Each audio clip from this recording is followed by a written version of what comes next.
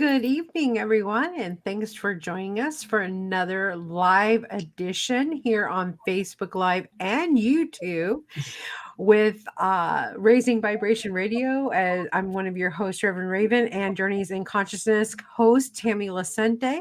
And we have a special guest. Tammy, would you like to introduce our special guest this evening? Hi, everybody. Happy Saturday evening. And tonight we have Billy Mandarino from Santa Barbara, the Now-ist. I'm really excited. He just baited me before the show. I have little insight as to where I think we're going to go this evening. But good evening, Billy. Thank you so much for joining us. I'm so excited to have you on this evening, and I'm really looking forward to our conversation. How are you doing this evening? Great. Thank you, Reverend Raven and Tammy. I'm really honored to be here. I know your show's about elevating the planet, elevating the energy of this planet, and your show is definitely going to accomplish that. And tonight we're gonna try and escalate this, trying to go up a few notches, I think, in that vibration, so people can join us in this conversation, and we can serve more people and bring them to this type of conversation. I love that this is your mission. Oh, thanks. We do too. No, I love that it's yours, and I'm excited to share like the Now-ist. This whole, I love it. I just learned of you a few weeks ago from a friend that we're going to have on next week, Sandy Ward. But I've listened to, I think, almost all of your podcasts. They were fabulous. And I really want to hear more about your journey. And I'm curious, how would you like to start telling us about yourself, Billy? Let's start right now. How about that? Not to be cheeky. All right, let's start right now. Let's start with right now what you and I, Tammy, were talking about right before we went live, because we can. We'll start in the moment and we'll kind of finish towards the beginning, if you will, because time is an illusion, right? Yeah, time is a complete illusion. Einstein proved it. I think in most of our lives, we prove to ourselves that time is illusion because you have these experiences that seem surreal. Did that happen? Was I dreaming? Was I awake? Did I have this experience? Did it happen? And I had an experience like that recently that I want to share with you and Reverend Raven and your listeners and viewers, because I think in the sharing of this, they might see themselves in it. They might see challenges that they've experienced, and hopefully I can glean some light, shine some light into the dark places of their life, because that's really my mission, is to shine the light in the dark places in the world. And maybe those dark places are in you. They could be in anybody's life, but the experiences we have are here to serve us. And I'm going to preface this little story with the fact that this has become one of my greatest teachers. I made this traumatic experience a spiritual practice. And I made that decision after day one. And so what happened, the Cliff Notes version is January. My wife's birthday is December 31st. She turned 50 this year. Sorry, honey, I dropped the number. But she turned 50 this January, this December 31st. So January 1st, she turned 50 officially. And I said, we can't have a party in Santa Barbara because obviously everybody was in lockdown. It's COVID. But in Florida, they had an opportunity to, have this event on the beach with Nelly. The singer Nelly.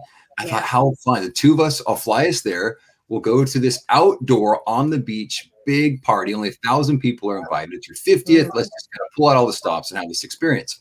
So we fly to Miami. We stay at the Fontainebleau Hotel. Yeah. And we're ready for this great event. And they're building this massive stage on the beach. We think, okay, this is great. We're socially distancing from everybody. There's 20 feet away from the table. There's no dance floor. This is going to be perfect. That's what they sold it to me as. So they're building the stage about 6 o'clock on New Year's Eve. This past New Year's Eve, they said, well, it's kind of windy out. We're going to have to move everything inside into this 33,000 square foot ballroom. So I think, this is not really what we signed up for. So we had to make a decision. Are we going to do this? But they said, no, we'll still be 20 feet apart. Everyone's going to social distance. Everyone has to wear a mask. We have people monitoring this. So, okay, let's just do it anyway. So we have the party. Nelly shows up. It was a really good time. We stayed away from everybody. We thought we're fine. So we fly back to Santa Barbara, January 6th, and we start to both feel weird. And granted, I haven't had a flu or a cold in over a decade. I don't get sick. I've learned through a lot of study and practice how to upregulate my immune response. Living in the present moment keeps you out of stress. You can do that. You age slower, you stay healthier. So if you eat well, exercise, but stay in the present moment, live as a Now-ist, you're going to live better and longer and more healthy. So my immune system is I thought it was bulletproof. So turns out we tested positive January 8th for COVID. And then my wife and I gave it to our daughter who was not with us. So our house was just kind of like, okay, it's locked down. My wife and daughter healed up after a day and a half.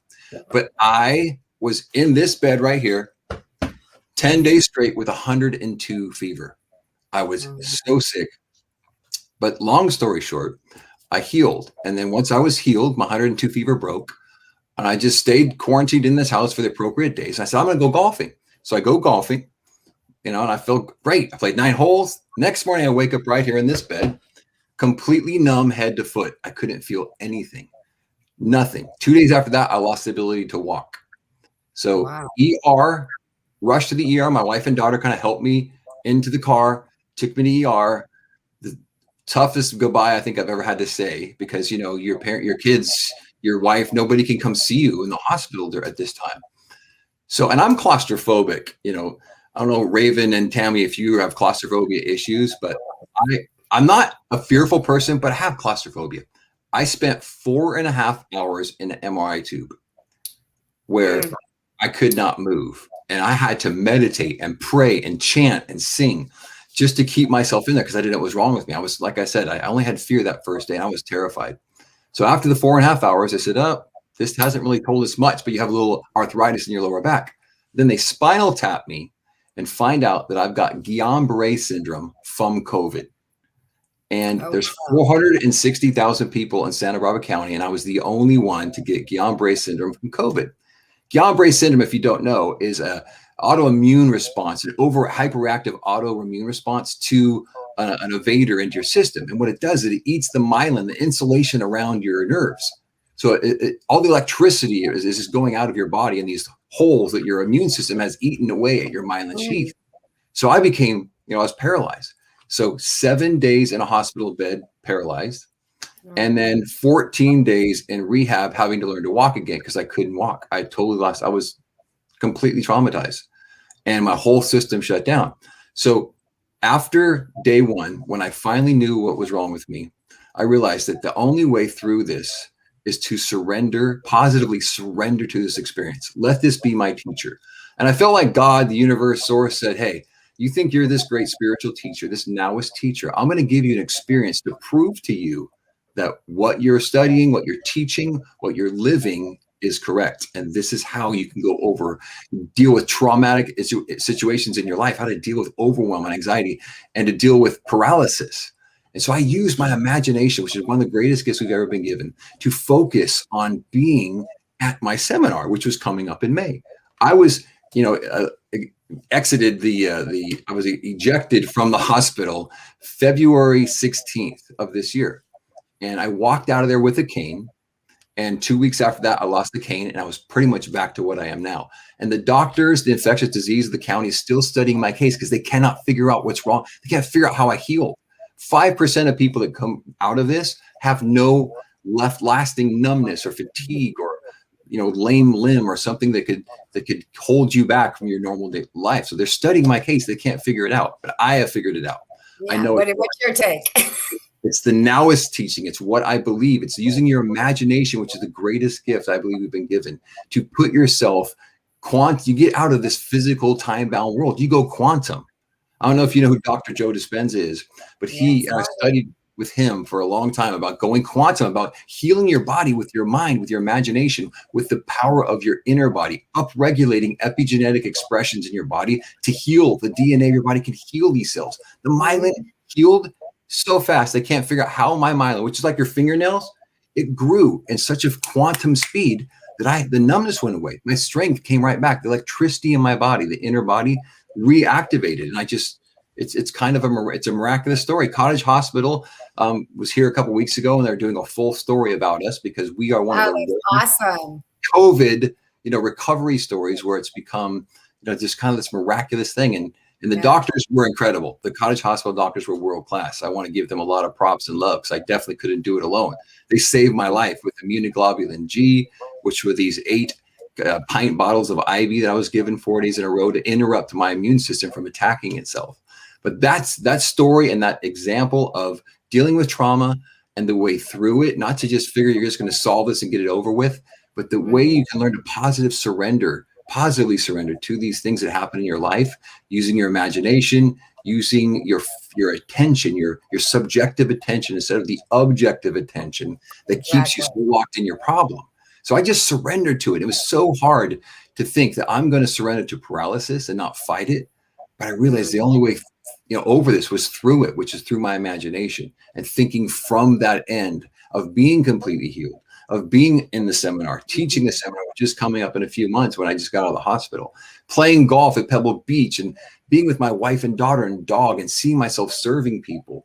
And that thinking from the end helped pull me through this in a quantum fashion, which I just love to share the story because I know that a lot of folks deal with overwhelm, stress, anxiety, traumatic events. But this experience I had, it can be taught how to deal with these things. And that's been my great mission, to teach people, to create this legion of Now-ists, of people that can live out of time and in that quantum spiritual realm where all of your power resides. Wow, that's an amazing story. I'm so blown away by you having that experience and being able to share it that way after you were already on this journey of the now. I mean, I just think it's beautiful how things work out like that. Definitely. And then the quantumness of it, that really seems to be coming into play into our conscious awareness these days, where we really can conceptualize this in new ways that are very, very empowering. I think it's amazing, your teachings, and I really enjoyed listening to the podcast today, but thank you again for being here. It's my pleasure. I didn't mean to interrupt you.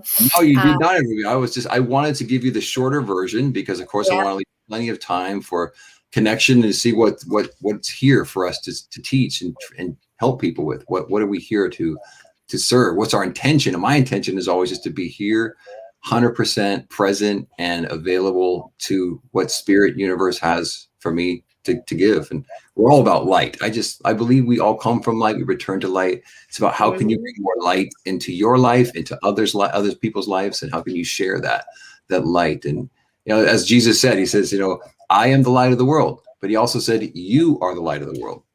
Both. Yeah. And I haven't been able to find a better word. In most recent years, it does seem like we're energetically changing. We're changing with the food that we put in our bodies. We're consciously changing.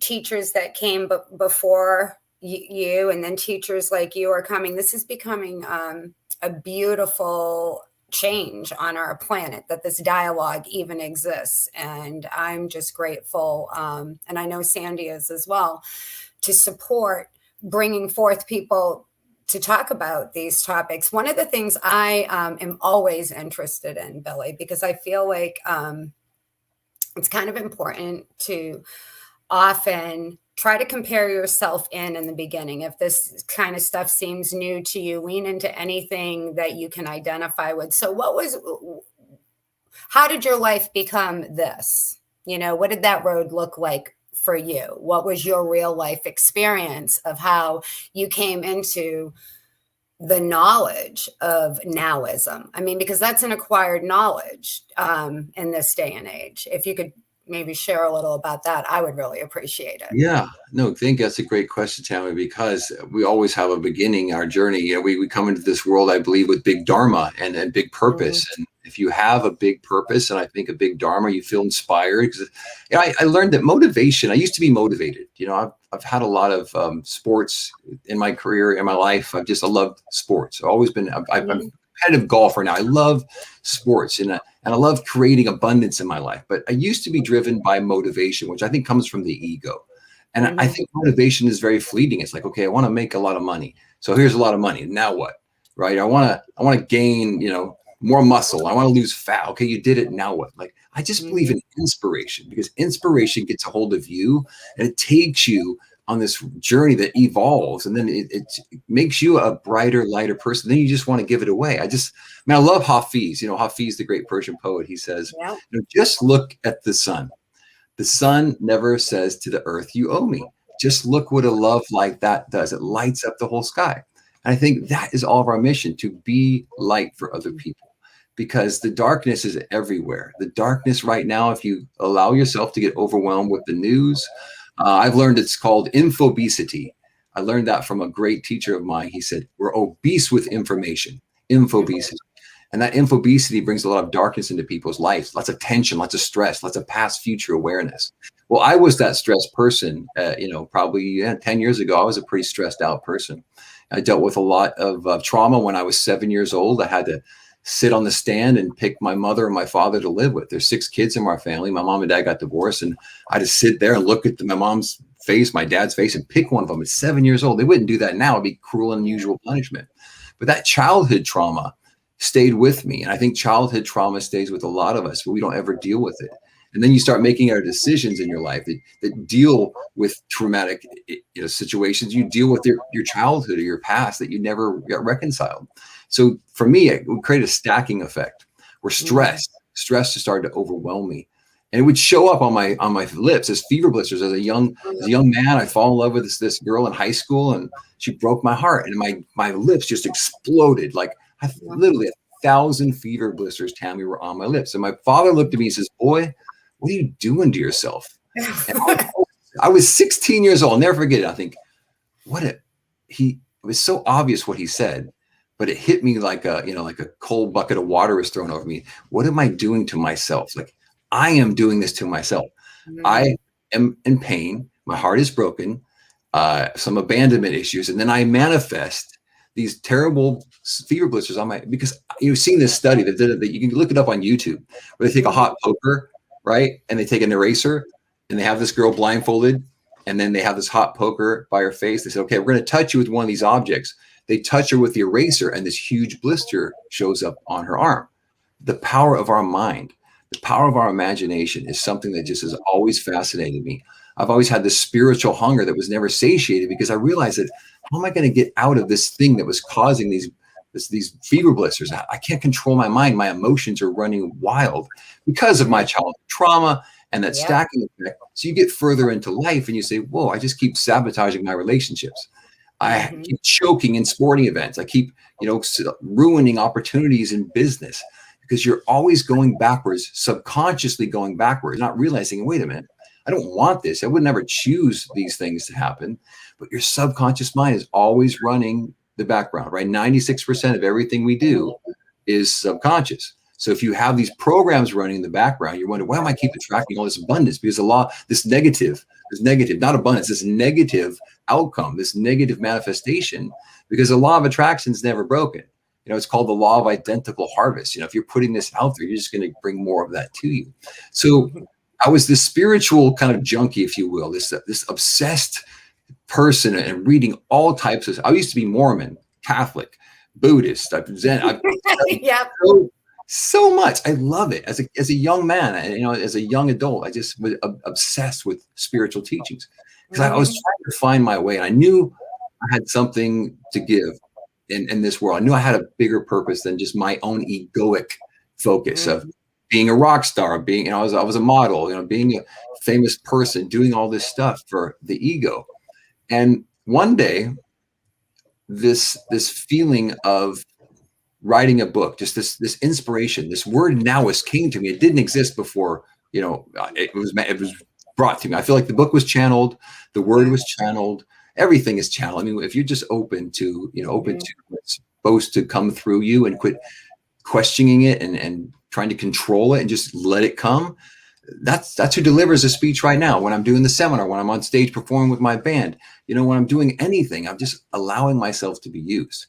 But when this idea came, it was almost like this spiritual sponge that had been soaking up all this teachings. They just the spiritual sponge wrung out, if you will, in the form of this book, The Now-ist, which is a spiritual memoir, which teaches everybody through my experience that reads it, how I found the present moment, how I've used these techniques and these ritualistic and habitual ways of living to stay out of stress, stay out of time, stay out of my past future, live with all of my power in this moment. And that's been my great mission, to take this world that's focused so much on outcome and stress and go the other direction. It's your chances are so much better of finding a happy, peaceful, servant-minded life and a heart that's pure in the present moment, connected to God, connected to the oneness. And that's really where the growth is the unknown. And I've learned that through all this journey, if I could break it all down, it would be the unknown is where the growth is. Mm-hmm. Walking in the unknown, yeah.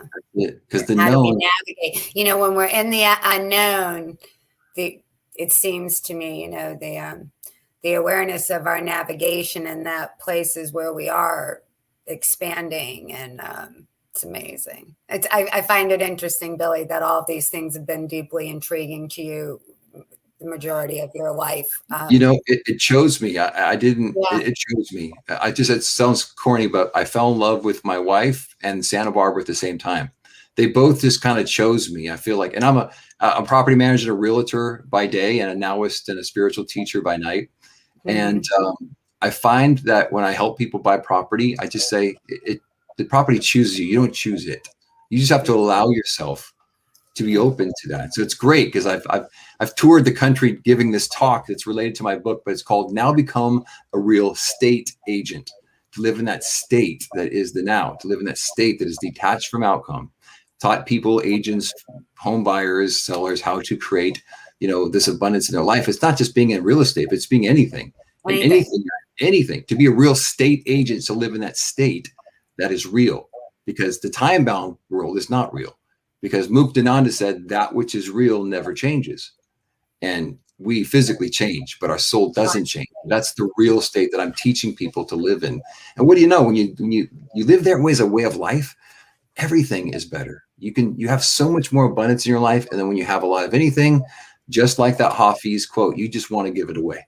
And you never want to ask for a thank you or someone to pay you back. And then what do you know? More abundance keeps coming into your life. I think that's absolutely beautiful.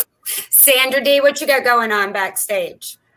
No questions yet so far. I do have a question though, Billy. Are you able to stay in that state all the time? That is a great question, Raven, because in the book I live in a 90-10 ratio. 90% of my day, I live as a Now-ist. 10% stuff goes sideways, it hits the fan, you get overwhelmed with emails or something falls apart, or you have some physical thing that happens to you and you lose, you know, that 10% of your day can take you completely out and it can overshadow. But living in this ratio, you get momentum, you get the subconscious programming that takes over when you start living this way as a way of life and as a ritualistic and habitual way.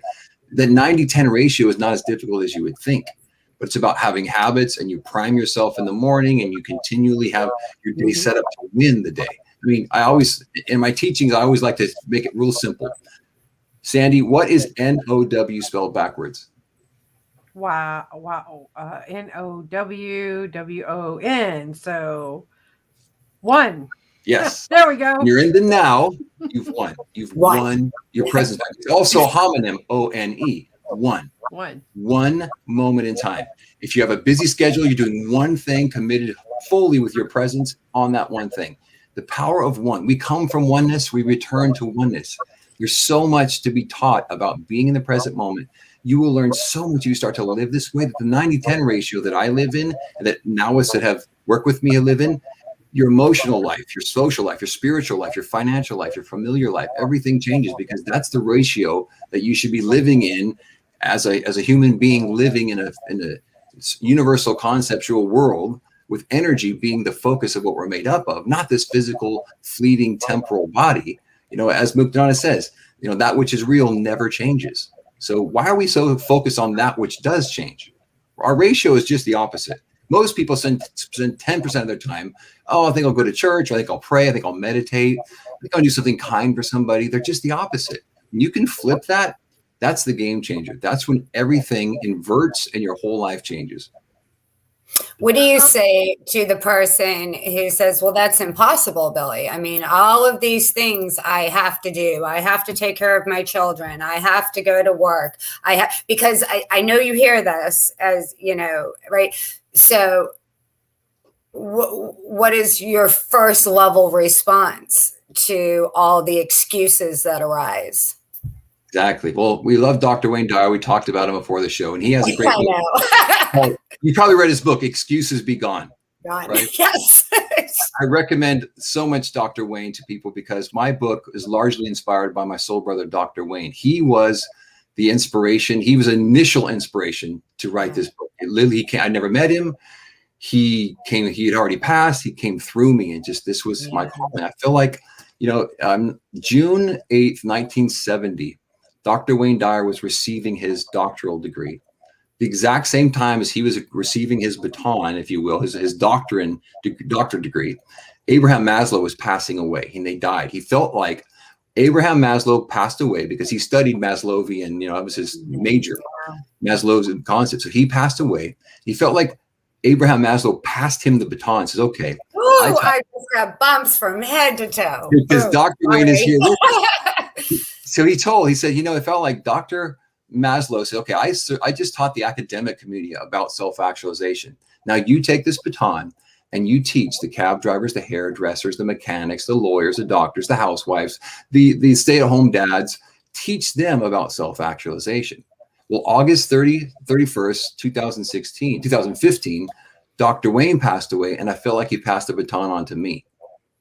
And I'm running with it. I'm running with it because, to answer your question more thoroughly, I don't say this to brag, and I don't say this to be foolhardy or egoic, but I just want to tell you, living as a Now-ist, the things that I do that are made up of the question that you asked me, like, how do you do this? All this. So I say this once again, I just disclaimed it, but here's the truth.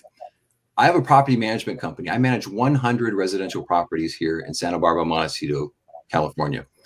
I have a real estate sales business where I sell probably 10 to 15 properties a year. My band put out a 10-song record. We spent an entire year recording the record, rehearsing the record, and then performing that record at the Now-ist Experience Live we just had in May. I did the whole seminar largely by myself. I hired some people that do a few things, but I largely produced that whole thing. I'm a world-class husband, a world-class father. I'm a 3-handicap golfer. I have a great peace in my life that I can't describe. I only want to pay it forward to people, but that's what I do. And I understand. And I've worked with so many people who are overwhelmed with their business, overwhelmed with their schedules, their kids, their marriages, helping people get out of their overwhelm and their busy life that they think they're focused on everything that matters, but they're really not. But everything so if we stop right there for a minute, right? Because I mean, think of the scenario that you just created. You just said, like, look, this is real. I'm here on this live program, and I'm telling you, this is my life. And what you just described could actually be 5 different people's full lives, right? And so the whole premise of how can I do this? I have to do this. Is, I think I heard this I know I heard it in a couple of your podcasts. It's that chatter. It's the difference in the chatter that you allow to run, the tape you let run in your head. And if you have to reprogram, then you have to reprogram. But what tape is running on autopilot? Because that's the one that's running your life, and it'll make a huge difference in your now experience. Would you not agree? And would you like to go into that a little, Billy? That's so well said, Tammy. I completely agree with you because our thoughts are things, as so many teachers have taught us. Dr. Wayne, his famous epitaph, if you will, if he had one, because his ashes were floated out to the sea where he used to swim in Maui, and I think Lahaina, was when you change the way you look at things, the things you look at change. We've all heard that probably a million times because that was like one of his most famous quotes. When you change the way you look at things, the things you look at change. And if your mind is full of the things you don't want, if you're focused on the overwhelmed schedule, you have 3 kids, you've got to make dinner, you're a single mom, you want to go back to college, and you have all these heartbreaks that you had in your life. If you're a single person, you're alone, you wish you had a mate in your life. You just think about the stories of what should happen and what used to happen, and the tapes that you keep running in your head that you describe. 96% of your day is run by your subconscious mind. And then, God forbid, you go to bed, you fall asleep, and all you do, the last 5 minutes of your day is something that Dr. Wayne would teach. That you lay in your bed, last 5 minutes, think about how crappy your life was, how terrible your day is, and how tomorrow is going to be just like a Groundhog's Day because you're just running these same tapes. So then you go to sleep, and the last thought you have marinates in your subconscious mind for 4 hours. And so you wake up, and the universe gives you exactly what you just pre-programmed your subconscious mind to do. And that's what people do. And they live in this hamster wheel, this Groundhog's Day. You've heard it a million times, but they don't understand the power of their thoughts. They don't understand the power of their self-talk and the power of words. Words are Dr. Emoto, the famous, Dr. Emoto. Have you ever read his book? Yeah, I haven't read his book, no. Amazing. But I've heard of him, and the water and talking to water and stuff. Yeah, I write. I actually write on my Brita filters, like all just beautiful stuff. So I'm even thinking it every time. It's very powerful. Words are really powerful, and that's another thing that I'm really happy that I'm noticing. Collectively, we're starting to notice certain things. I have grandchildren, young grandchildren, like 6 and under, and just in Whole Foods the other day, I bought this book that I had to buy 3 copies of because I was just so enamored and impressed with the high level of consciousness in a child's book. But even they have like a new alphabet for humanity, which meaning there's a word that correlates. Z is Zen, okay? And the new alphabet for humanity, it's not spiritual, okay? This is new alphabet for humanity, but Z is Zen. I mean, I think that's pretty amazing. I'm real happy about that. And absolutely. I just think that speaks to,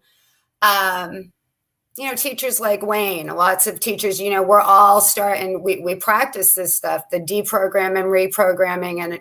And I think it's beautiful that you're taking everything that you learned to further teach other people, because your experience of life today, as a result of all of this, you just kind of shared with us, but once upon a time, that was not your experience of life. Right? Like it's a process. Cameron, we all have those stories too. Yes, I know. It's neat. It's so important. People go, social media, yes, is a double-edged sword, right? It can take all your time. We're a distracted society, or you can use it to share your stories with other people.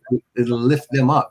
And people see themselves in stories, don't they? How many times you've been to like a speaker and he's going through his PowerPoint, all of a sudden he talks about a personal story and everybody just goes, boom. They like, that's why stories are so important. The Tao Te Ching was recounted initially through stories. Like it was a legend that was just Lao Tzu just spoke it to the guard at the gate. And what do you know? Someone scribed in that. So the second most published book in history, the Tao Te Ching, 81 powerful words. Read deep, powerful words. Read spiritually alive words. And you bring those and you put them on loop. That's what it's important. Contemplate them, let them marinate, and get them on the loop. Yes. Get them in that subconscious programming. So when you show up to the day, you're not using these old tapes from your childhood, from your past, from unrequited loves, from bank failures, from bankruptcies, to all these, we just keep, I should have done this. And Tony Robbins used to say, don't shit all over yourself. Right? Don't shit all over yourself. No, you have this moment, this day, this moment right now is your power to change your life.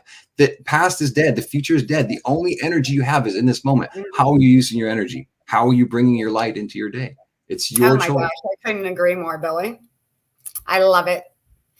Yes. I think people ought to really start checking in and ask themselves that, because they can have a completely different experience of life. This stuff is really, really possible. I just want to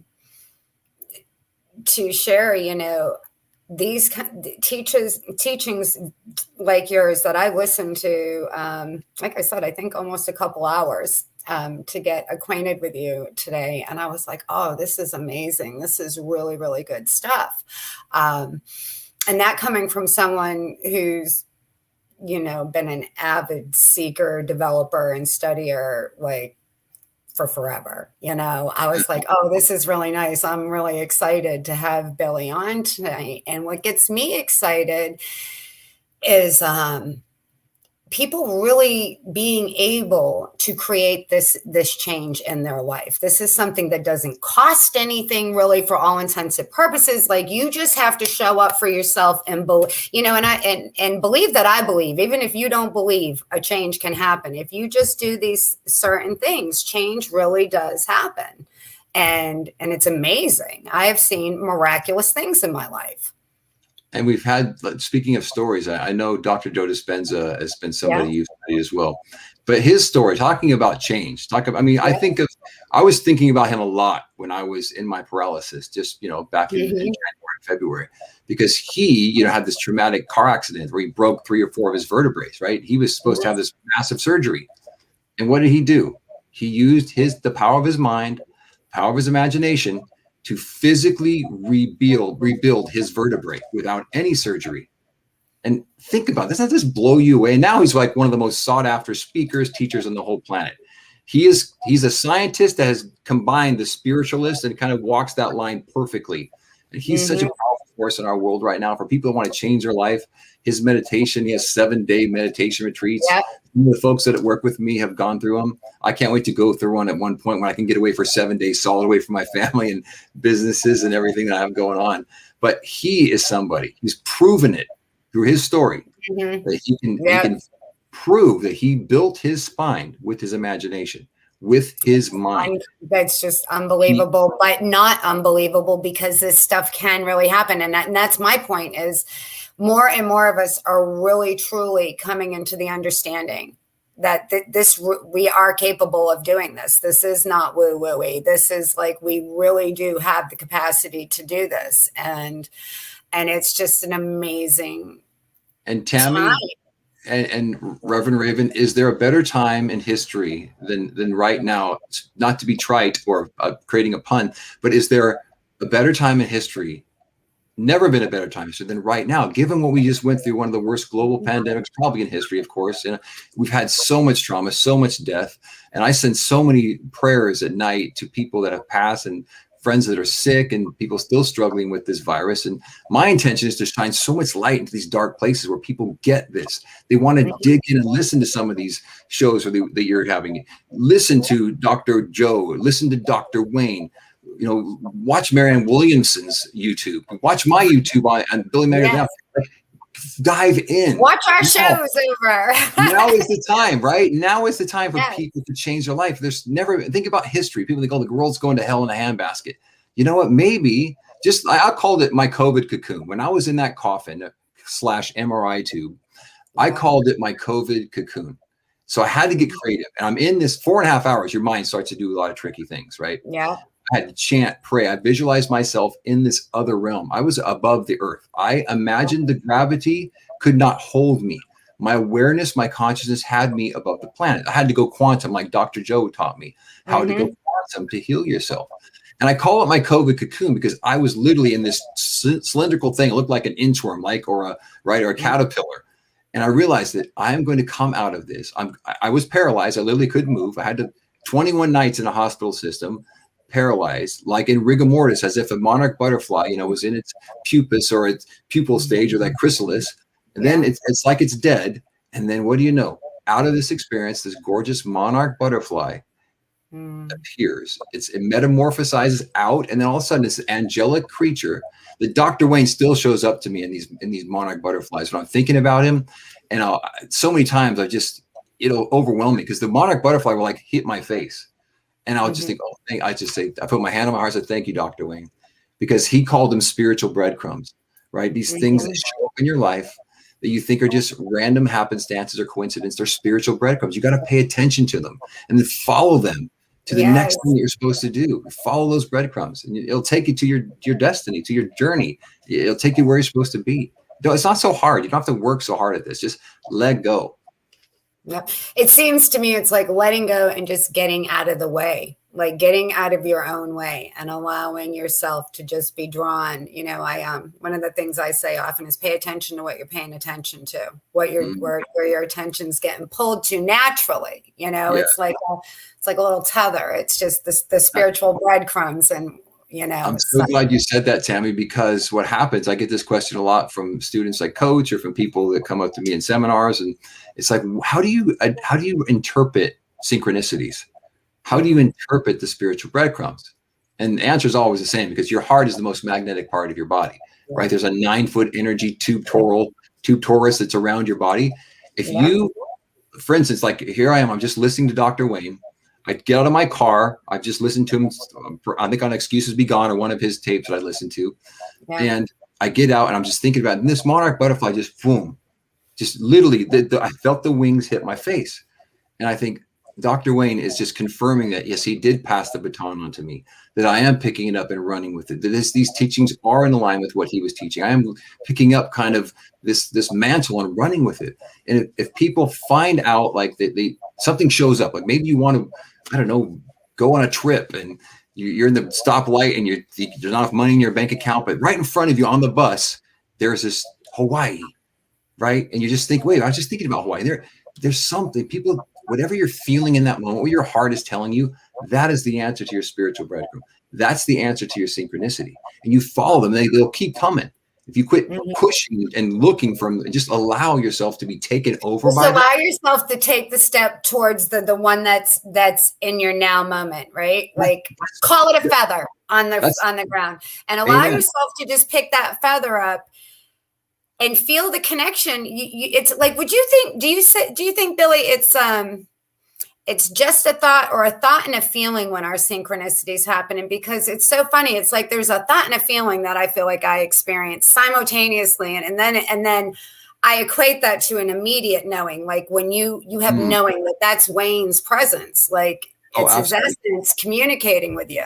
Remember this, Tammy, I learned a long time ago that the thought is the lie and the feeling is the truth. Because we all come from energy. We return to energy. We live in that oneness, that God realization. We're all part of that same energy. Like you take a bucket out of the ocean, right? It's still all together the ocean, and the ocean's all together in the bucket. It's only when they're separate that that evaporates and turns into another, transforms into something else. Yes. But the thought, the thinking, like when you're ahead, you're dead. I learned that too. If you're in your head, you're thinking so much, you're cogitating. That's the ego. Feeling is the energy of source, right? Your heart is the most magnetic part of your body because that's the center of your being. And that connects straight to the divinity and to the oneness. And if you can get out of the thinking mind, just go with the feeling. What is your intuition? You know, when you're on your knees praying, that's you going up, praying up. But your intuition is God answering your prayers, the source answering your prayers. So your heart, the thought is the lie and the feeling is the truth. I couldn't agree more. There is so much. That's one of the things that, when we talk about the power of our thoughts, that over most recent years, Sandy, I mean, you and I have had conversations on this numerous occasions on one of the things that I have been of the opinion of, that the masses kind of maybe taught from an angle that wasn't as beneficial as it could have been with the law of attraction, is the power of our thoughts. Because it's really, to me, like the magnet is the feeling, it's that's why they talk about, imagining it already being there. Like you feel it in you. It's not your thought. It's like you feel it. That's how you picture it, because you actually embody and feel it. I love what Dr. Wayne said about that. He kind of busted Rhonda Byrne when she wrote The Secret, because they wanted him to be part of it. And he said, no. He said, because, you only attract not what you want. You only attract what you are. You are. Yeah. Not what you want. You only attract what you are. And if you're coming, oh my gosh, I want so much money. I want. No. You have to be abundance. You have to be what it is you want to attract. Like St. Francis of Assisi says, don't give me peace. I need peace. Says, no, make me an instrument of thy peace. In the prayer of St. Francis. I'm scared of some peace. Give me peace. No. Make me an instrument of thy peace. Be peace. Be loving. If you want love, go be loving. If you're alone, go be a friend to somebody. If you're broke, go give some of the little money you have to someone that can't repay you. I mean, it's the law of identical harvest. Give and it will be given. I mean, it's so simple, but our thinking gets us in trouble all the time because our ego is the one thinking. Seems wired backwards, you know. I mean, in all reality, it really does. It just seems wired wrong. But it is. But you can take the power back, and then the Yes. moment is where the first step is. I mean, the first moment you know that you're stressed out and you're feeling overwhelmed, that's step one. Awareness is the key. Awareness. Most people miss it because they're just so caught up in the drone of their day, and things have been, this is how they've always been, this is how they're always going to be. My mom was like this, I'm going to be just like my mom. My dad was like this, I'm going to be just like my dad. Like, no. The present moment. Yeah, wouldn't you say to those people who, you know, from time to time, I still catch myself to, you know, compare myself and say something that way. But like, it's critically important to try to stop associating that way with past experiences, because it just keeps bringing that past, like in the context of when we say my mom was that way or my grandmother was that way, especially let go of that. Like, I love so much what Mark Twain said about that. Mark Twain said, comparison is the death of joy. It's so good. I got to say it again. Because I live in this like just ruminates. Talk about your subconscious mind. This is like light music playing in my background all the time. We're in this comparison mentality, aren't we? Yeah. Like there's songs out there. This one by the Chainsmokers, I love it. The chorus goes, feed yourself with my life's works. How many likes is my life worth? Right? Oh. We live in this comparison mentality. And Mark Twain says, no. Comparison is the death of joy. Right. And when you think about it, when you start comparing yourself to the Joneses, to the person that has a better car or a better husband or better wife or better house or better vacation, right? Comparison kills your joy. So if we can learn how to get out of comparison mentality, and that's why I do a lot of work with my daughter's age, 12 to 15-year-old. You know, I've done lots of talks at their schools. I'm doing Zooms now in person through the internet, trying to teach this era of youth that are so caught up in pandemic dysfunction, this stressful, overwhelmed situation that we're living in right now for the youth. They're the ones on the front line because teen suicide is crazy. And I'm just trying to find a way to teach them not to compare themselves to others and realize that they are perfect just as they are. You have to find your dharma, find your purpose. If you're feeling scared, lack, lonely, you got to find out how to give it, pay it forward, give it away, be of service to somebody else, and then you will get what you want. And if you're alone, go be a friend to some, go teach some homeless person, go meet some elderly folks that live in a center by themselves and go read to them. Just the problem is it's counterintuitive. You know, we think, no, why would I come from scare? I'm feeling scarce right now. I don't want to go deeper into scarcity. I don't have any money. How can I give away what little money I have to somebody to bring more money into my life? But there's so many great teachers that talk about that and about how the law of attraction is never broken. And try it. Just be the change, as Yanni says, you want to be in the world. Do the thing that you're afraid of, and the fear of that will disappear, and that will change your life.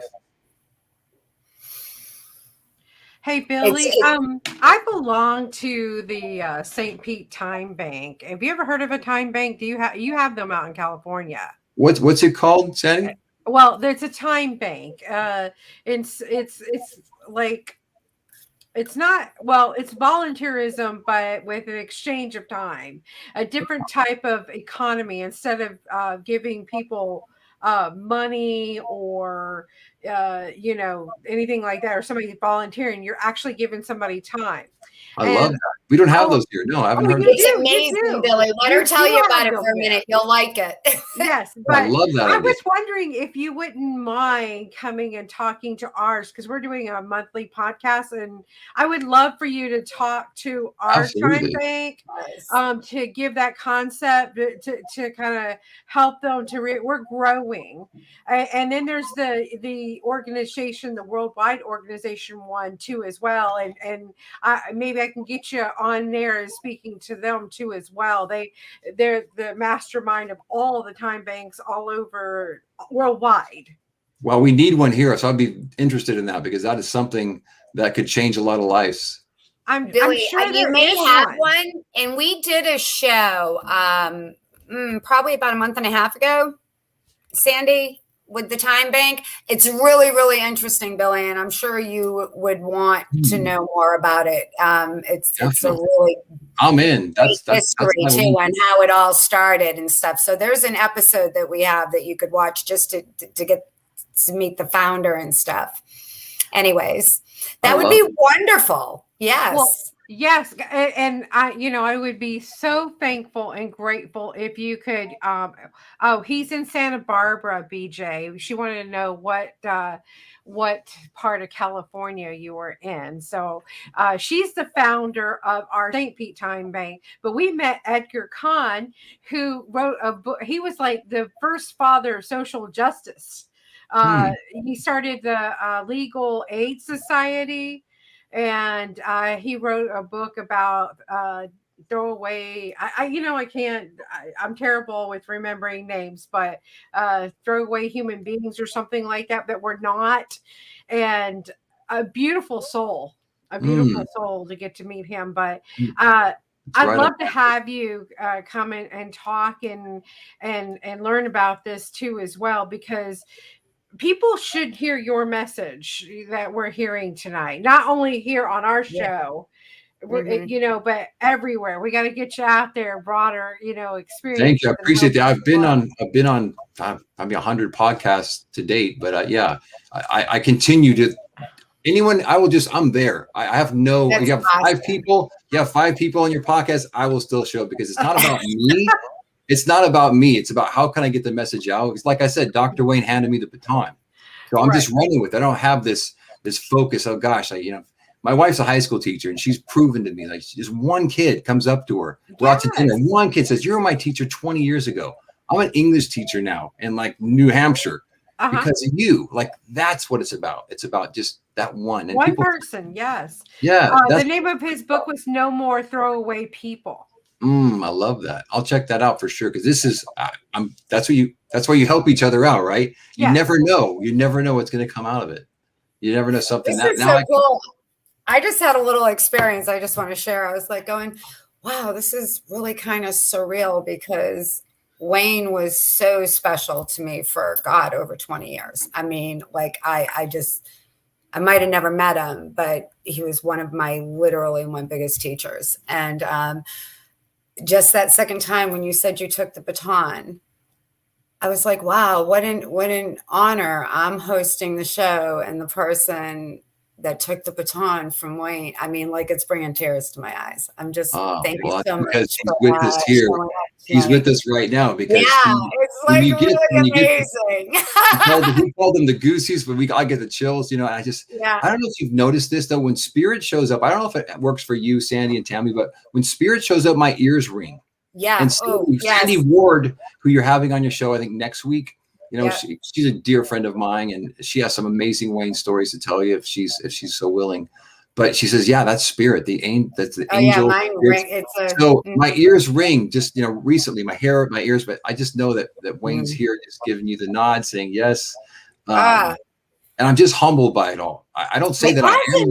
That's how it feels right now. Like, I feel so deeply humbled. Like, thank you, and I'm so excited for you to speak to the Time Bank, because it's really a phenomenal, wonderful organization that is very much in alignment with the change I want to see in the world, things like that. And I would imagine it would. Well, we are, as it's been said, this new, and Eckhart Tolle talks about, his book In the New Earth, like this new earth is being born. And I believe we're going through the birthing pangs right now. This is the pandemic. This is terrible things going on globally.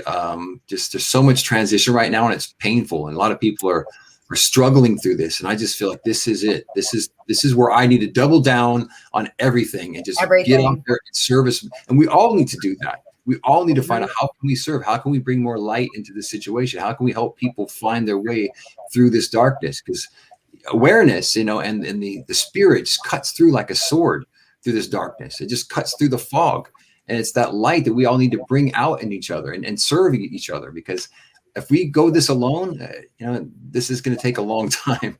If we keep going this alone, egoically focused out of time and our own way, getting out of the world, just getting focused in our head, we're going to slow this whole thing down. But there is this growing pain that we're all feeling. I kind of went through my own experience recently. I know it was part of it. That's why I said I made it my spiritual practice. Because after the first day, I was terrified the first day. I thought I was going to be paralyzed. I said goodbye to my wife and daughter. It was super scary because I thought they can't see me. And if my wife said, well, I just got to go see him. There's no, honey. The nurse said, you don't want to go see him. Because if you go see him, it means it's his last hour. And those type of feelings. And I'm getting chills talking about because it was so traumatic. But I realized after that first day, I had this. I knew this was here to serve me. And my message to everybody out there listening and watching is that if you can find the tough things in your life and learn how to make them your spiritual practice, the enlightenment, the joy, the strength that you'll gain from that will take you on to the next thing. So like lily padding to the next traumatic thing. You'll say, no, you got these spiritual muscles that you're building up. And that's what I feel like it was meant here to serve me. It wasn't there, it didn't happen to me. It was done for me so I could serve other people from it. If you take that away from your problems in your life and your traumatic encounters in your life, you're going to find out how I can serve other people.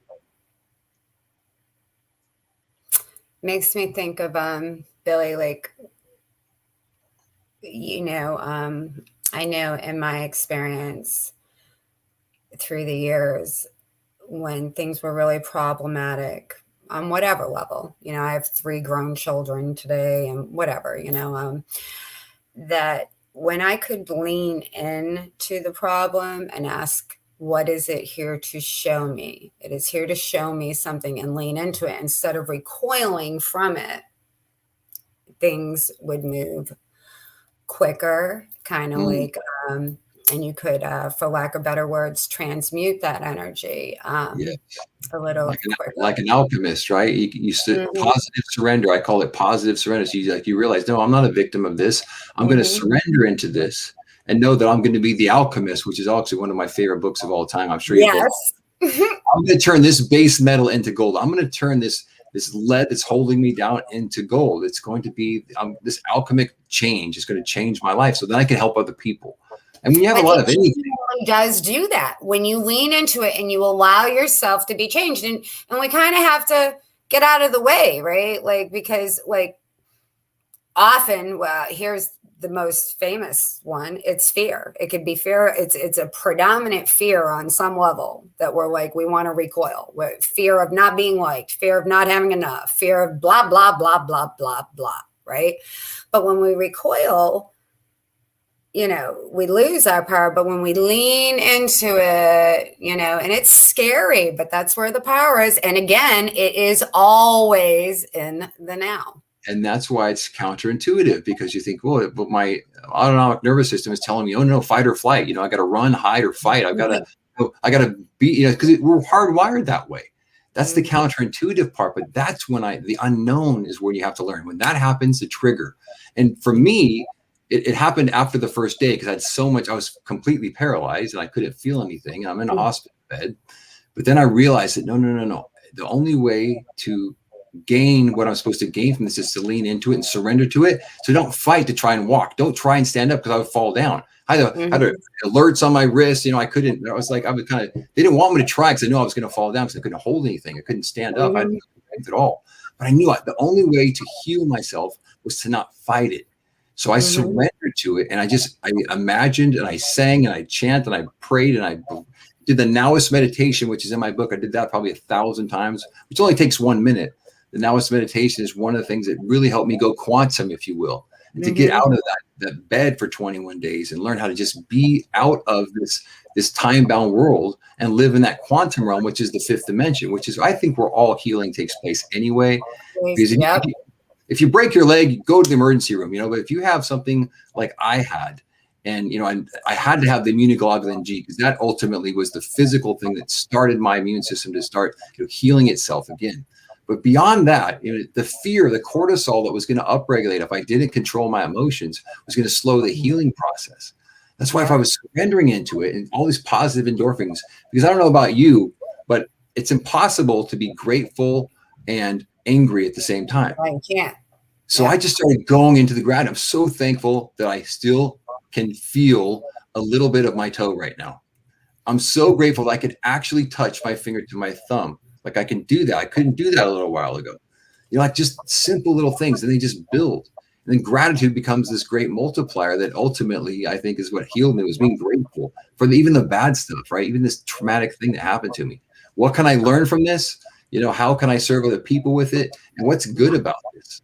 Yeah, exactly. Wow. Amazing, Billy. Ah, thank you.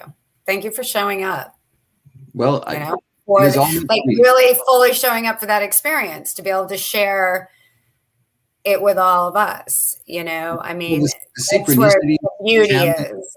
Tammy and Raven, the synchronicities were so profound because I've followed these spiritual breadcrumbs because I've learned from Dr. Wayne, you know, a decade ago about them. And I knew that this was just like a bucket of cold water was thrown over me, because this one is like, oh my gosh, my seminar is coming up in May, the first seminar. I mean, how I started thinking, how can I use it to serve people? Not just me. How can I just get out of here and walk out of here faster so I can go play golf again, so I can hug my wife and daughter again, so I can go walk my dog again, so I can, no, I thought, how can I serve people in this? And what do you know? When you come from that question, you heal faster, because you're thinking, that wasn't it for me. Oh, yeah. You know, I just got that. Like, because you were already giving it away. Yeah, exactly. Oh, that's beautiful. Amazing. Yes. The caveat on that, Tammy and Sandy, is this. When I finally got out of the COVID ward of Cottage Hospital, I spent 14 nights in the Cottage Rehabilitation Center learning to walk again. And I went into there with a full-on intention, because just like this show, like, what was our intention? You always have to have an intention before you do anything. Oprah Winfrey, before she has every meeting, she says, okay, what's our intention? I mean, I learned that from her and from her books, and from Brendan Burchard, who I studied with. He's the one that told me firsthand about that. What's our intention? So I thought, okay, what's my intention going into rehab? Yes, I want to walk again. But I thought, you know what? What if I come from the place of how can I therapize my occupational therapist, my recreational therapist, my physical therapist, my speech therapist, my swallow therapist? Because I have a hard time swallowing food. Like, how can I serve them before they serve me? So I would just start asking them, how you doing in your life? Oh, I got these problems with my boyfriend, and my finances are bad, and I'm trying to, get into college. So I just thought, how can I serve them?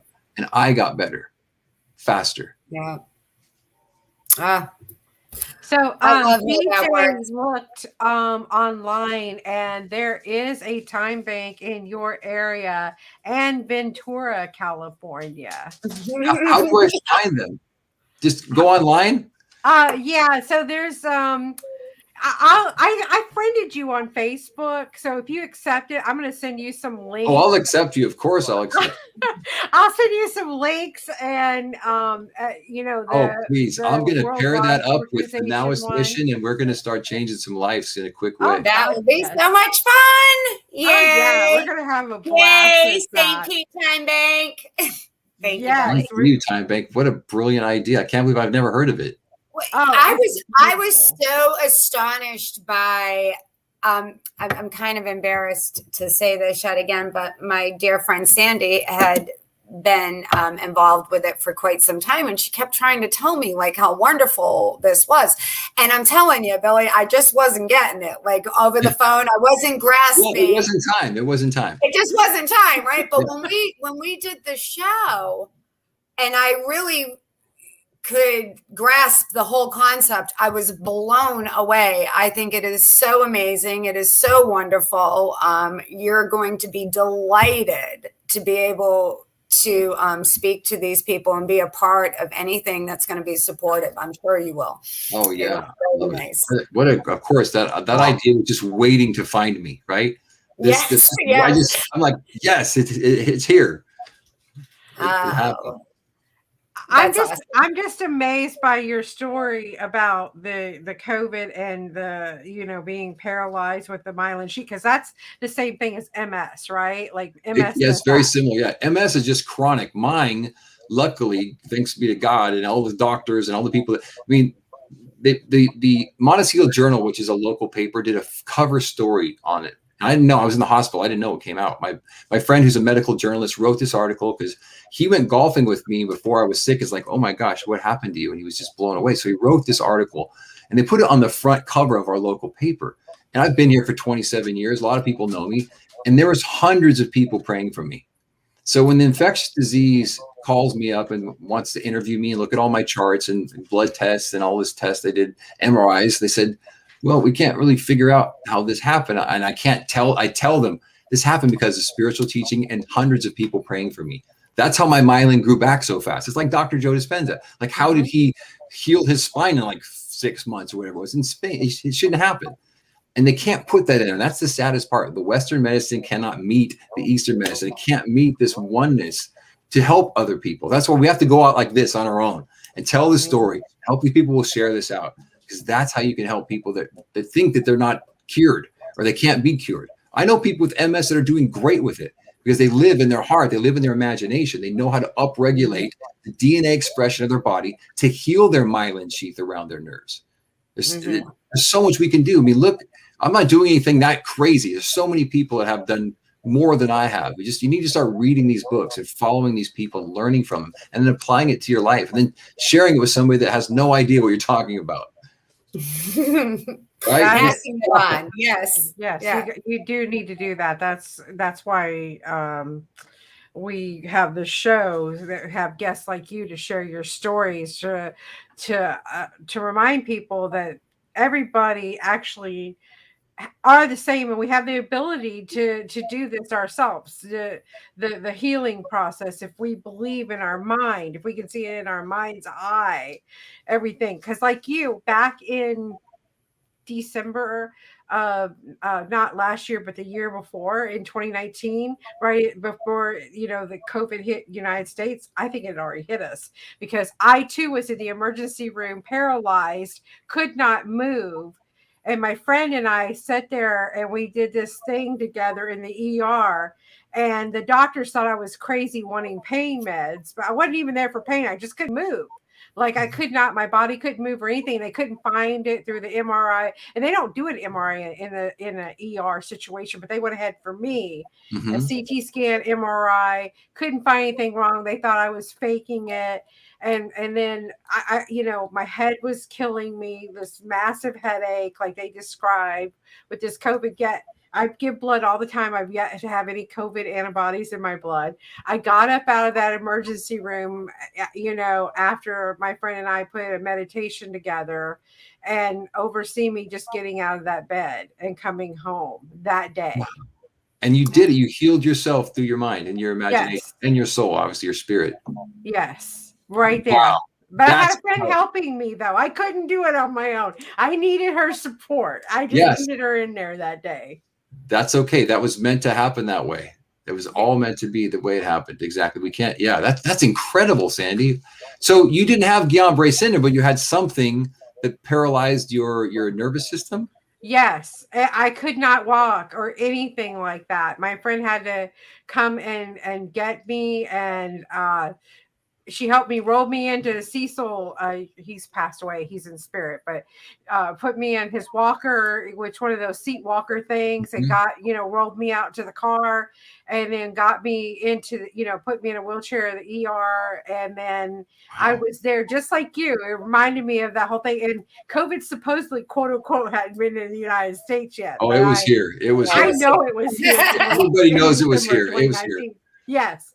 So it was amazing, but yet I have never tested positive or had any antibodies or anything. Wow. Well, that's a powerful testimony for imagination, for spirit, for meditation, for prayer. There's so many things that we're so much more powerful than we know. We are so much more powerful than we know. You just have to lean into it and not be afraid, because most people are afraid of the unknown, right? You're afraid of what you don't know. We want certainty. We crave certainty. As human beings, we don't want to experience pain, and the unknown is scary. But if you can learn, like, once again, it's very counterintuitive, right? You have to find this intuitive trigger, this spark inside you says, I should do this, but lean into it, positively surrender into it. And that's your next level. That's your growth. That's when you can start changing your life and then help other people. I love how you just continually always put that on the end and then give it back, pay it forward, then keep it going. I can't help but think about, no matter how much I learn and discover, how much I become aware that everything is just energy and it's constantly moving. So whatever you are and however you show up, if you're constantly releasing, you're constantly getting the funnel back. And it's like, it just feels the life force, if you will, and the flow and the synchronicities. It becomes so magical over time of just practicing different things. I love this conversation tonight. I'm so happy to be having. Thank you. I'm so honored to be here. But then it becomes effortless, Tammy and Sandy. After time, it's just your new normal. It becomes effortless. You think, whoa, what was the old me like? Like, where did they go? Like, did I want to speak to that though, because I always try to remember. I feel like I have had like 5 lifetimes in this one lifetime. I've changed so much because I have been a pilgrim like my whole life, much like what I heard. I've always sought these teachings, these whatever. I mean, I've been drawn to it my entire life, my favorite conversations. And, but they always prompted growth within me and expansion. And, I've gone through so many different periods in my life where it's like, oh my gosh, another growth opportunity, right? Like when I wasn't as enthused about it. But today I look back now and it's so funny how you can lose sight of just how much you really have grown as a result of just these little changes over time. I mean, Sandy, you and I could talk from 6-7 years ago just to now, how much differently we show up just as a result of continued changing a little bit of this. And then it does become your normal and you just notice the synchronicities all the time. Just today, I sent somebody a gift hug and then cracked up laughing because it was 11/11. And I was like, I didn't even, like, that's just like, I know I'm in sync online all the time, but it happens all the time now. I realize it all the time, where once upon a time it was like, oh, it happened. Now it's happening. But you don't take it for granted, right, Tammy? You don't. I acknowledge it and I get excited and I'm like, yes, this is awesome. And it's fun. That's when you light other people's candles. Yeah, right there. It's fun. When you can upregulate your energy and you're excited, I'm in the flow. You don't even know it, but you're lighting your neighbor's candle. The next person you walk up to, like, Tammy's got this weird glow about her. What is it? I want what she has, right? And then they just think, you don't know who you're going to affect, but you light other people's candle because you are just living in your source. You're living in your energy. You're coming from what you came from, what you're going to return to. You're living in that oneness. And we're all one anyway. There's this great book called, The One Mind by Dr. Larry Dossey. Really? Well, I'm going to write that down because I've not heard of that one. The One Mind? Dr. Larry Dossey, The One Mind. It's an amazing book. He was a twin. And he married a twin. And it's about how twins, he starts a conversation about twins, how twins can like finish each other's thoughts. They've tested them. Like, there's this story of this 4-year-old couple of twins from, I think, Spain. And the dad took one of the girls down the street, like 10 miles away, to go to the store. And at home, her sister was on grabbed the hot stove and her hand just blew up in this 3rd-degree burn. And her sister, 10 miles away, the same 3rd-degree burn blew up on her hand. He's talking about the one mind, how we are all one. And that's the introduction to the idea. But then he goes deeper into how we can connect to the oneness, how we see it in other people, how we can serve other people, how that one mind, when you live in that one mind, you can serve the world. That's why I'm so consistently focused on the present moment. And then the oneness, right? NOW spelled backwards. We're in the now. You've won. The homonym, one moment at a time, one infinite source, one divine mind, one consciousness. You're living in that oneness. You're connected to everybody. Like, I love it when I travel and you're in the airport and I look over there. I say, there's God as a 12-year-old little girl. There's God as a balding, heavy-set, janitor. There's God as, a flight attendant. There's God, I just see God in everything. I see the oneness in everything. And then the judgment disappears.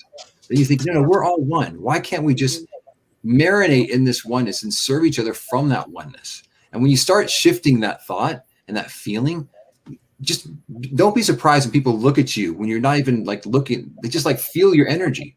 like feel your stare, and they recognize it too. It blows me away. Try it next time you're in an airport in a busy place. Just like send love to people. Just look at them, not in a weird, creepy way. Yeah, I know. I like the weird, creepy way. You like the weird, creepy myself. way? Yeah, I You can totally do that do too. that. You're definitely Wendy going to get a does look. that all the time. We're Sandy and I are big advocates of sending the blind love and energy to people all the time. People feel it, and that's what blows me away, because I can just kind of send it to them, and then they'll turn around. It's almost like have you ever been around a hummingbird? They're so flitty, but then when you put your awareness on them, they kind of disappear because they're really shy. But they sense there's a weight of your stare. You've heard the weight of a stare, right? But send love to people, strangers, perfect. Instead of judging them, like Mother Teresa, I love it. She was on this radio show once, and she said, to the announcer, say, hey, how can I pay you back? You're so incredible. You're Mother Teresa. You're changing the world. You're feeding all these orphans and helping all these people in the world. How can I pay you back? Yeah. And she says, tonight at 3:00 in the morning, get up at 3:00 and go out in the street and find somebody that's alone and convince them they're not. I mean, that's what I'm talking about. That's paying it forward to the next level. Yeah.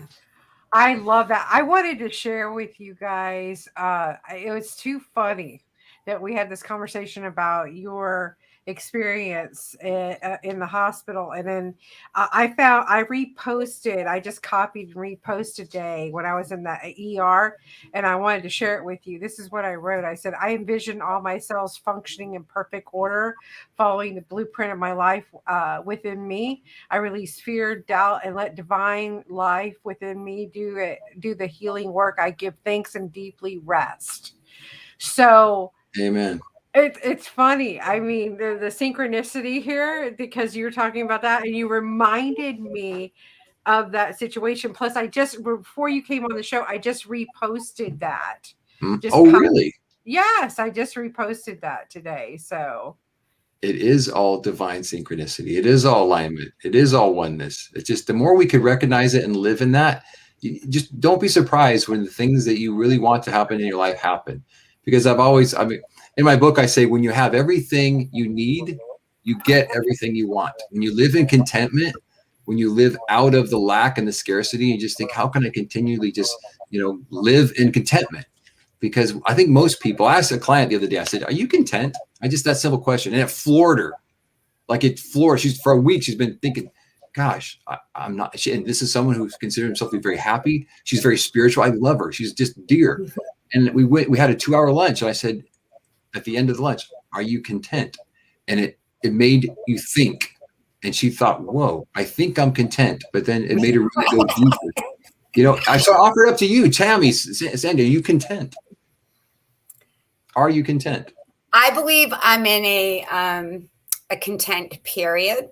Mm-hmm. I've seen, when I look back over my life, I see these cycles in seasons of life. I think I'm in a content period. I don't feel a desire to overexpand. I don't feel a lack. I'm in a pretty content place, but that will probably change if I was a bad girl.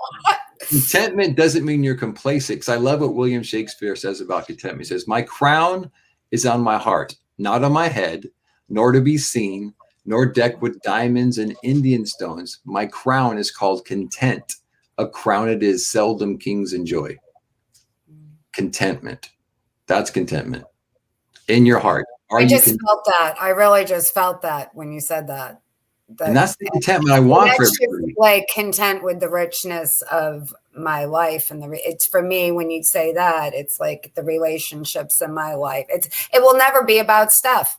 Yes, there you go. It's always about relationships. It's always about relationships, which hence we're all one and always be giving and being of service. Hello. Yes. And that's why I kind of look, I knew it was going to floor her, but I gave her the question because I knew, and it's been a week now. She just keeps texting me like, oh my God, I'm thinking about this. And my focus was so much on the stuff and the doing and instead of the being and being content and just knowing everything is how it's supposed to be and just surrender in it and be grateful for it more than anything. And that's the contentment. If the question makes you think instantly like, Do I have enough money? Do I have a great relationship? Do I have a nice car? So people mostly go to the things, right? Or to the experiences in life, or have they gone this far? Are they the CEO yet? Are they in a promotion? Are they, you go to the doing instead of the being as a way, as a reflex, I think. So I'm just asking the question for people just to really check themselves a little bit on their heart. Like Shakespeare says, is the crown in your heart or is it on your head?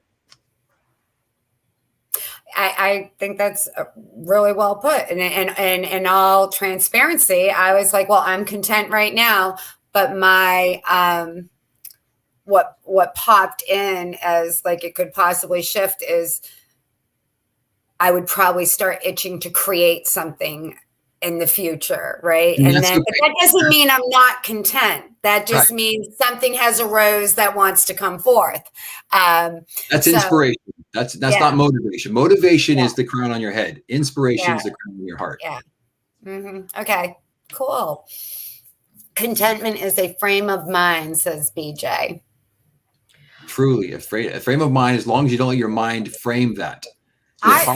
Your heart should frame that. I used to confuse contentment and complacement, because complacement, I never wanted to be complacent. I never did. That means you stop growing, you don't do anything. And when I was younger, I thought those two words meant the same thing. Isn't that because your mind, right, Sandy? Your mind's trying to get your head around, get a definition, find Webster's dictionary, explain. But the reality is, once, like I said earlier, your thought is the lie in your heart. Your feeling is the truth. So contentment, when it comes from your heart, is a fully different experience. You think, am I content? Am I content in the world? No. Contentment comes from a soul, energy, inner energy, body field place. It comes from the quantum. It does not come from the time-bound illusion. The fourth dimension is time. The fifth dimension is the quantum. And your contentment comes from that place if you really feel it and don't think about it. I would wholeheartedly agree to that statement. What do we got? Isn't contentment an acceptance of what is right now? It can be. It can be. Thank you for that question. Contentment, it depends if you surrender to it or if you fight it.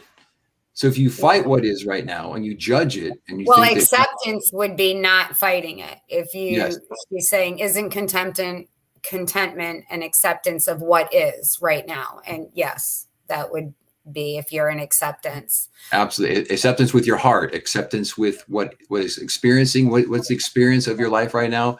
If you're not judging it with your mind, if your heart's completely accepting it, then you are content. And there is the freedom. That's why I had to be content in that paralysis. I had to find contentment in being claustrophobic was the most counterintuitive. Yes, I can, when you said that and you asked if either one of us were claustrophobic, I am. I'm that girl, like when nobody home doesn't shut the bathroom door, kind of claustrophobic. Like, don't want to be closed in. I couldn't imagine 4.5 hours like that. I literally, with you, was like, oh, I would have to remove myself from my body for that. And experience. I told them initially, hey, just knock me out. I can't do this. Knock me out. And they said, well, we can't knock you out because you're in this narrow little tube where no one can get in there. So anyway, I learned so much about myself, and it was a gift. It was a gift. It was a super scary gift.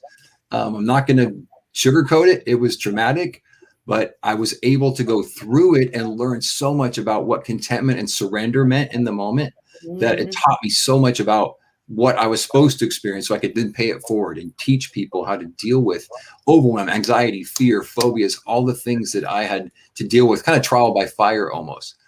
It was crazy. How long did it take for you? So you were in there for 4.5 hours, right? How long did it take for you to completely just settle in and or did it keep ramping up? I'm being serious. I'm wondering because the MRI tech was named Daniel, so I called him Daniel the torturer. But I just imagine the guy with the executioner mask on it, and he's like, he was a lovely human being. He said, hey, I practice Reiki. I'm going to send you energy while you're in there because I know said, that's awesome. No, he said, I'm going to send you energy. So I'm in there, and I'm a musician, so I'm singing my ass off, and my diaphragm is moving, right, singing, and I'm trying to just get myself. I'm trying to go quantum, but I had to do it energetically. I knew I couldn't do it with my thoughts. So I was singing, I was praying, I was visualizing, I was chanting. I would say, I would just go, God. I would just say God, the name of God, like in a chant, trying to get my physical being out of time and out of that confinement, out of that COVID cocoon. And he was saying, hey, man, you got to quit moving. The images are all messed up. We're going to have to stay in here longer. So then I had to literally go to answer your question, the next level, which was I allowed my awareness to literally live 3 miles above the planet. I was just seeing the blue arc of the earth. I was seeing the black sky with these little pinholes that are stars, in the curtain of night. I just would feel what the sound and the feeling would be like to be above the planet. That awesome energy that you would feel, which is the Gaia, the energy of the earth, the Gaia. Once I got there, once I was in that state, I was good. I just knew that I didn't feel time anymore. And that's why yes, it's felt like forever, but I was able to survive it and learn so much about what it means to get out of trauma, overwhelm, stress, anxiety, living as a Now-ist, truly walking my talk in a kind of a trial by fire situation. But it was still very traumatic. In the beginning, it was very traumatic.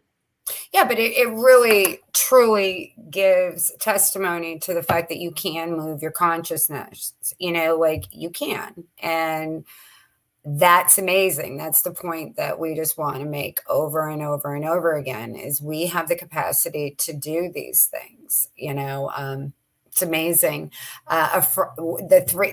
Sandy and I and another friend got these biofield cameras so you could see people's energy. And I've been doing some experiments with having workers all like Reiki or whatever while we're on the camera, and then you can the people cooperate, and you can watch the energy move. Like you can literally watch energy move through your body, and we really can do all these things, and it's just amazing. I think I even lose sight of all the things that I've learned over time, and it's always nice to remember, there's some people like this is all foreign, and like just try. Like you've brought up so many great teachers, all of your material is available, and I really encourage our audience. I can tell you, I fully support anybody looking into Billy's material, because I loved it, and I've really studied and practiced a lot of things through my life. That's high praise. Thank you, Tammy. I appreciate that. That's high praise.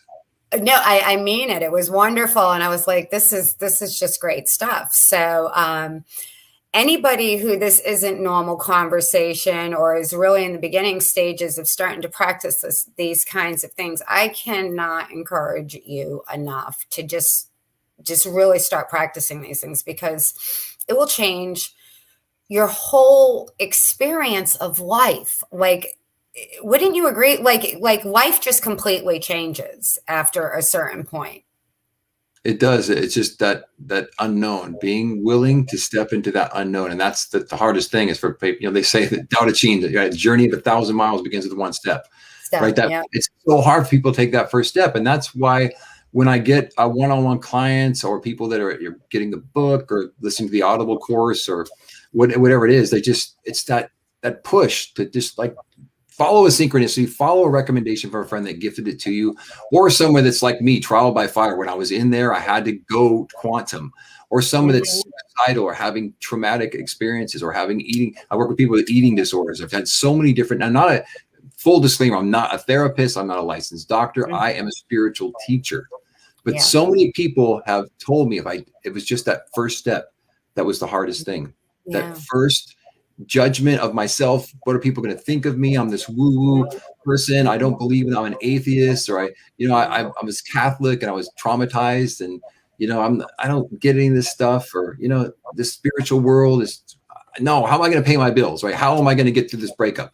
I've got a physical disability. How am I going to, And I just encourage you to take that one step. So I encourage you, the listener, viewer. It's just that one step. And I've got so much free stuff on my website to give you, to encourage you. If you go to billymandarino.com, there's a 5-day create your magnetic vision for your life challenge. It's free. I send you 5 videos every day. If you go to my YouTube, I have 510 free teaching videos on Billy Mandarino, the Now-ist YouTube channel. There's so much free stuff out there. Sometimes I give my book away for free. It's on Audible.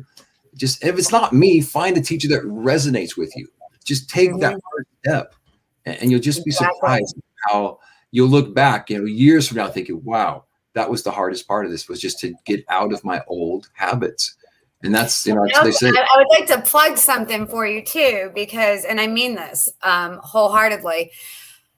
And even if you have been practicing this stuff for a long time, it was incredibly refreshing to hear from a different perspective and a new voice. A lot of the teachings that I have practiced and studied myself, but brings you back to basics. It was a great refresher course. I mean, I literally was not expecting to be able to take in as much of your podcast as I was able to today. And it was amazing. I was just like, this is really, really good stuff. I was so excited for us to come on here tonight. I really, so I just want to say, I want to encourage people who, even if it's not brand new and it's not your first step, I'm telling you, this was really, really good stuff. And I've enjoyed it immensely and will continue to visit it. I'm so grateful that you came on the show, Billy. I truly am. Well, everything is synchronicity, and Sandy Ward is the one. I think she's your next guest.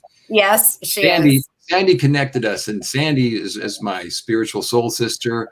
She's an incredible being of light on this planet, doing incredible things for our planet and our communities.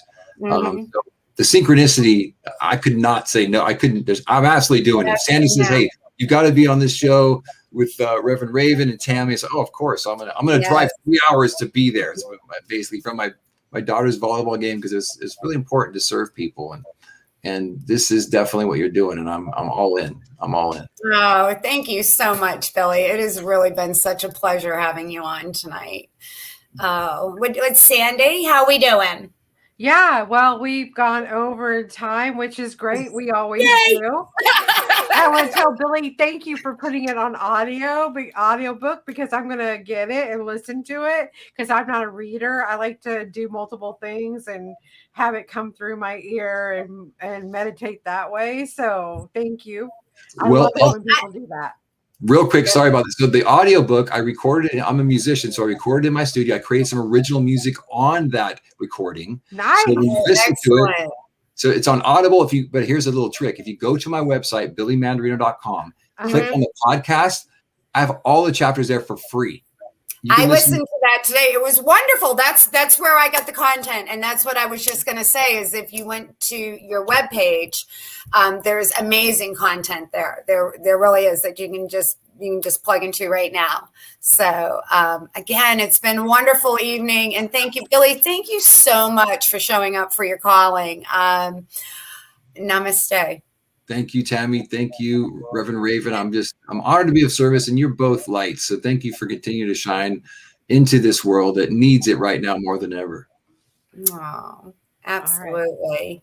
All right. Well, that ends this cast tonight, our broadcast. Be sure to go to Anchor FM or YouTube to hear the replays. If you don't want to watch, just go to Anchor FM. We're on Spotify, Apple, iTunes. We're all over the board. So, Billy, we look forward to having you on future, especially before you do your next seminar in May. Yes, I'd be honored to be back on your show. To get on the circuit. Yes, we'll get this. Come back on here, and look forward to having you on the Time Bank podcast. Oh, love that. That's going to be amazing. Yes, it will be. So thank you guys for tuning in and listening another Saturday night with us, and keep your vibration high. Listen to love out. Amen. Peace be with you. Namaste. God bless you both. All right.